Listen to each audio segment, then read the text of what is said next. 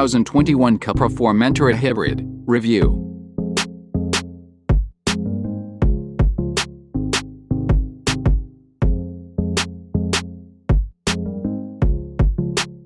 Now for something less and more at the same time. This Formentor Hybrid is a plug-in hybrid version, mating a 1.4-liter petrol engine to an electric motor, with a battery big enough to give up to 36 miles of zero-emission range. The engine makes 148 bhp and the motor 114 bhp, but engines make most power when they're spinning fast and motors make theirs when they're spinning slowly, so combined, their maximum is 241 bhp, labeled 245, rather than more.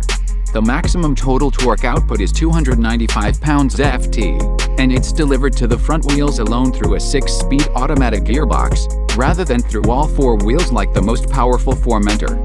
This, as we'll see, is quite important. There's a less powerful variant of this hybrid too, which only makes 201 bhp.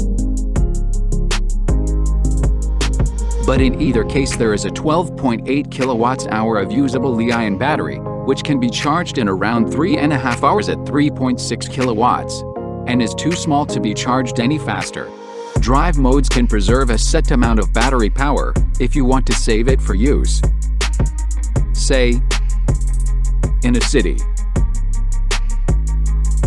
On the new WLTP official fuel economy drive cycle, the 241 bhp Formentor is a 176 miles per gallon and 33 gkm of CO2 car, figures to be taken lightly. If you charge it every night and run to the station or shops every day, you'll barely use any fuel at all. If you don't charge it much and use liberal amounts of throttle, you'll burn quite a lot, and also get through a few front tires. The reason we like the Formentor we've so far tried is that, rather than feeling like yet another SUV crossover based on the same VW platform with the same driving characteristics, too hard to be comfortable yet too tall to be dynamic, it felt instead like something genuinely different and appealing. You look out over bonnet bulges and it feels like you're sitting further back, in the middle of a tall Grand Tour, rather than the front of a monobox. Cupra calls it an SUV coupe, a not terribly appealing phrase but not unfitting. This is, obviously, the same in this version, but it's also pleasing to find that the way it drives matches is also quite rewarding.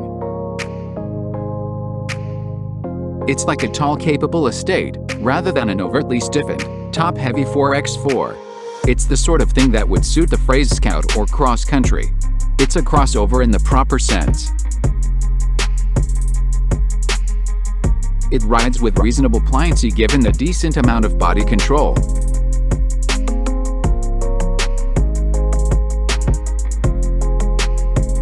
And the fact that it rides on 19 inches alloy wheels and 245/40 tires. Better still, though, is what happens when you see a hard ridge or a pothole and cringe for the inevitable crash and thump, which doesn't come. When there are so many tall cars trying to show dynamism, it's great to find one that actually does it.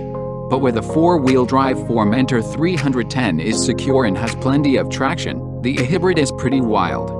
When 295 pounds-ft hits the front wheels, on any kind of rough surface or mid-corner, it tugs at the steering with plenty of abandon. Wind the engine motor combo up to and it delivers a loud growl, augmented I'm sure, but not unappealing. This stuff is clearly deliberate. They've let it be a bit loose and over-enthusiastic. Perhaps, given the nature of part EVs, they've tried to engineer a bit of excitement back in. The basics of the handling is so good that it works.